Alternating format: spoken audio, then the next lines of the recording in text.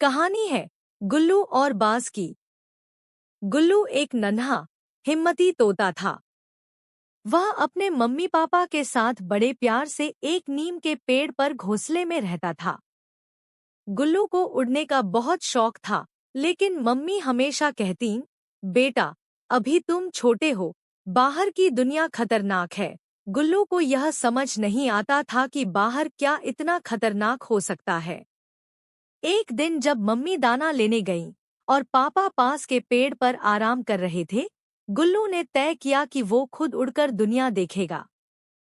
अब मैं बड़ा हो गया हूँ, गुल्लू ने खुद से कहा और फड़फड़ाते हुए उड़ पड़ा। गुल्लू ने जैसे ही उड़ान भरी, उसकी आंखें चमक उठीं। हर तरफ हरियाली, रंग-बिरंगे फूल और अलग-अलग जानवर थे। वह एक जंगल में पहुंच गया जहां बहुत से पक्षी थे, लेकिन वहां का माहौल कुछ अजीब था। एक उल्लू ने उसे देखा और कहा, नन्हे तोते, तुम कहां से आए हो?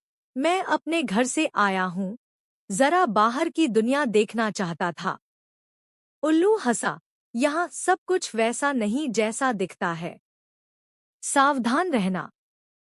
गुल्लू को थोड़ा डर लगा, लेकिन उसकी जिज्ञासा बढ़ती गई। गुल्लू ने एक झाड़ी के पास से किसी की आवाज सुनी, कोई है?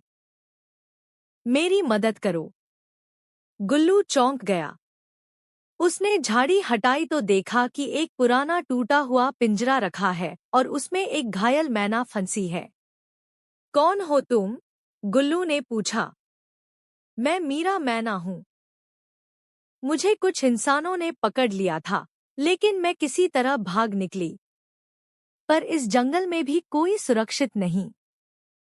गुल्लू ने पिंजरे को चोंच से धीरे-धीरे खोला और मीरा को आजाद कर दिया। मीरा बोली, तुम बहुत बहादुर हो। लेकिन यह जंगल अब पहले जैसा नहीं रहा। यहाँ एक काली छाया घूमती है जो छोटे पक्षियों को गायब कर देती है। गुल्लू का दिल धड़कने लगा। मीरा ने बताया कि कुछ हफ्तों से छोटे पक्षी एक-एक करके गायब हो रहे हैं। और हर बार उनकी आखिरी आवाज एक ही होती है, बचाओ, जो बांस के पेड़ों वाले इलाके से आती है। गुल्लू ने तय कर लिया कि वो इस रहस्य को सुलझाएगा। मीरा ने उसे टोका, नहीं गुल्लू, यह खतरनाक है। लौट जाओ। लेकिन गुल्लू ने कहा, अगर मैं नहीं गया तो और कितने पक्षी गायब होते रहेंगे? गुल्लू देर रात बांस के जंगल की ओर निकला। चारों तरफ सन्नाटा था। तभी एक सरसराहट की आवाज आई। गुल्लू ने देखा कि एक बड़ा काला परिंदा एक नन्हे कबूतर को लेकर उड़ रहा है। रुको, गुल्लू चिल्लाया। उस परिंदे ने मुड़कर देखा। उसकी आंखें लाल थीं, पंख काले और विशाल। वह एक शिकारी चील थी, जंगल में आई नई मुसीबत जो कमजोर पक्षियों को पकड़ लेती थी। गुल्लू ने पूरी ताकत से उड़ान भरी और कबूतर की टांग पकड़ ली। चील ने झटका दिया, लेकिन गुल्लू नहीं छोड़ा। तभी मीरा, उल्लू और कुछ और पक्षी भी वहां पहुंच गए। सबने मिलकर चील को घेर लिया। चील समझ गई कि अब उसे भागना होगा। चील भाग गई और जंगल में फिर कभी नहीं दिखी। गुल्लू ने कबूतर को बचा लिया। मीरा बोली, गुल्लू, तुमने बहादुरी और समझदारी से काम लिया। हम सब तुम्हारे शुक्रगुजार हैं।